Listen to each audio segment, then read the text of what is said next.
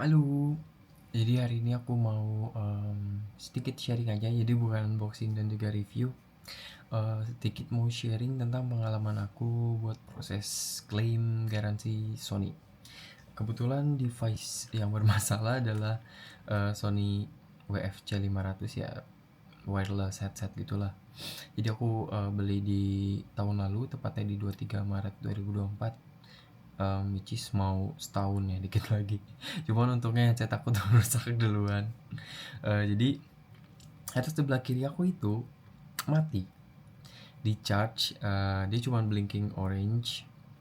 Terus aku udah sempet unpair, reset dan juga charge sampai full gitu, tetap nggak bisa. Ya udah dong. Seingat aku kayaknya nih aku belum ada setahun, ya udah aku mau sempet aku mau coba klaim garansi.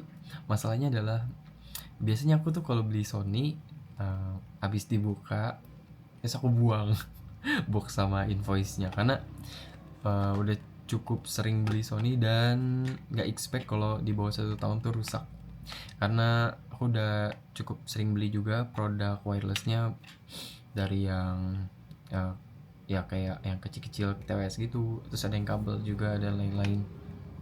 Itu semuanya rata-rata hampir 2 tahun baru rusak, entah rusak di sebelah kiri atau kanannya.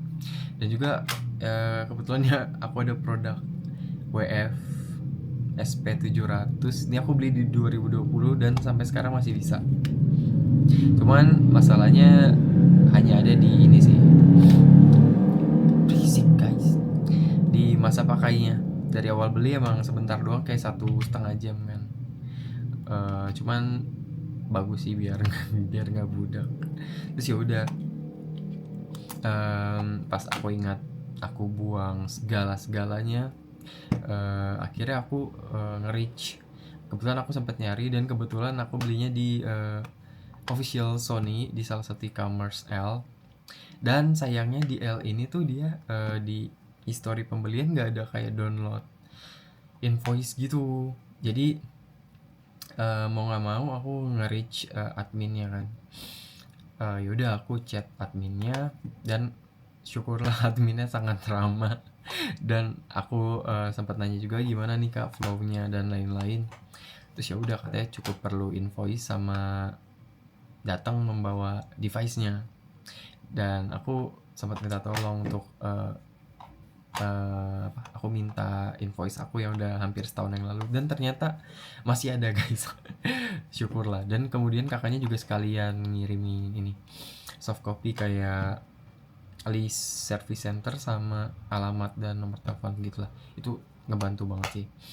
Terus ya udah akhirnya aku cari, ternyata ada nih yang cukup dekat, karena sebenarnya jauh dari posisi aku itu di ITS Fatmawati.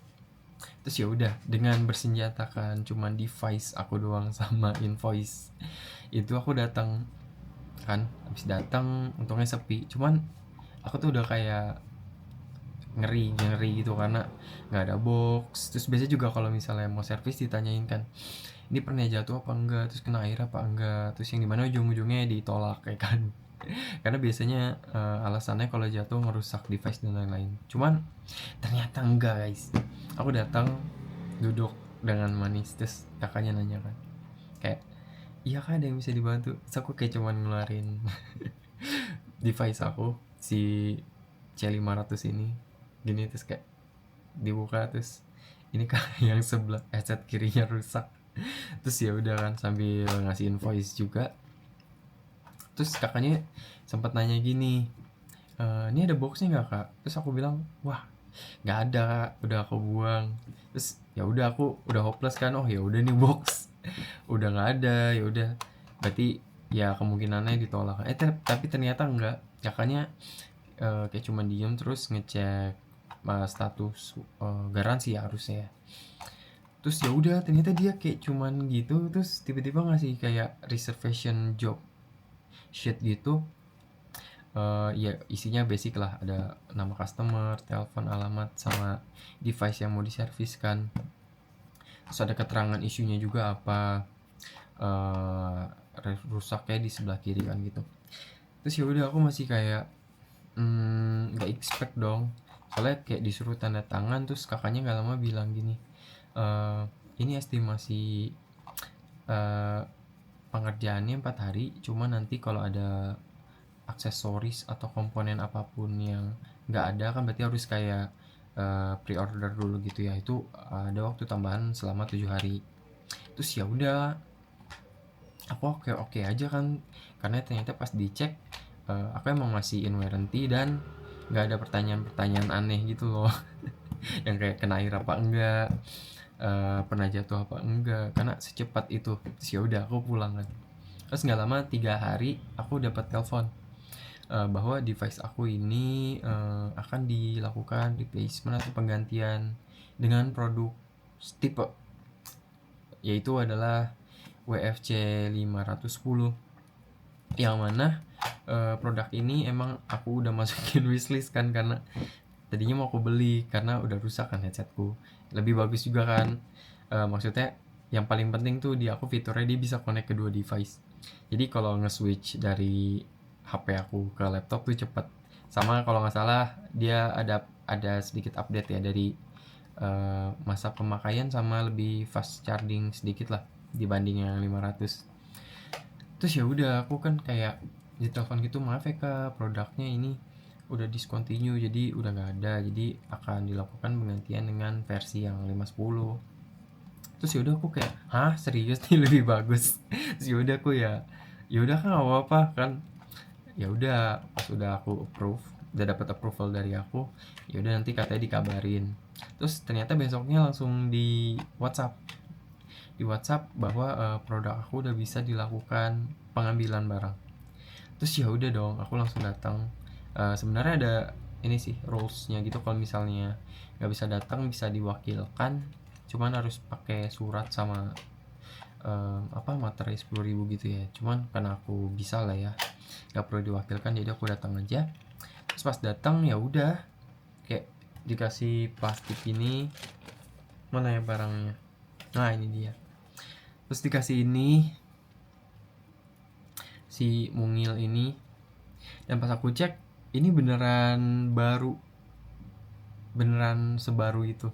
Karena biasanya aku pikir kalau produk-produk ini kayak diganti barang display atau reject atau apalah, ini bener-bener baru. Pas aku lihat masih kayak belum ada minyak-minyak, nggak ada baret, sama yang paling penting adalah baunya nih. Bau-bau kayak pabrik gitu. Terus ya udah, aku kaget kan, beneran diganti baru. Cuman kalau dari segi desain, aku lebih prefer yang 500 karena ini menurut aku kayak basic banget. Cuman ya udahlah ya, ini lebih bagus intinya. Terus ya udah akhirnya setelah aku coba-coba, ada sedikit kendala juga karena beda kan pairingnya. Di sini ada buttonnya, kalau di 500 tuh harus kayak tekan bersamaan, kalau ini ada di sini. Terus ya udah, akhirnya oke, pas aku coba oke, pairing segala macam oke, ya udah pulang. Enggak, sebelum pulang ini sih ada surat apa ini namanya, ada repair certificate kayak BAST gitu, surat bukti serah terima lah. Terus ya udah, gitu doang. Ini infonya banyak sih, cuman aku nggak bisa share karena ada banyak data pribadi juga punya aku. Terus ya udah, jadi kesimpulannya adalah aku sangat puas sih bisa dibilang, karena bisa dibilang hampir mau expired kan garansinya. Terus dengan range harga yang nggak terlalu mahal, kan harusnya bisa aja kayak disusahin biar beli yang baru karena nggak terlalu mahal juga kan, tapi ternyata nggak. Dan prosesnya pun cepet banget, nggak ditanya aneh-aneh, kayak cuman ditanya box doang ada apa enggak, terus sama rusaknya di mana. Terus ya udah dikasih surat tanda tangan pulang. Terus yang kedua adalah solusinya sih, ya udah aku dapat penggantian bener-bener barang baru. Oh iya, sama aku sempat nanya, ini kalau misalnya ada isu lagi mengikuti masa garansi yang sudah berjalan atau diganti dengan masa garansi atas device baru ini. Jadi kata kakaknya mengikuti yang sudah berjalan, jadi aku sampai 23 Maret berarti ya. Cuman harusnya ini nggak mungkin rusak sih dalam waktu sebulan. Jadi menurut aku sangat worth it. Cuman kalau misalnya ini rusak pun ya tetap bisa klaim selama masih belum selama masih dalam garansi, dalam masa garansi. Terus ya udah, aku pikir segitu aja review dari aku. Nih keren banget sih. Semoga membantu yang mungkin punya isu yang sama ya. Semoga bisa klaim dengan mudah. Oke, segitu aja experience aku buat klaim garansi Sony. Semoga membantu dan sehat selalu guys. Bye bye.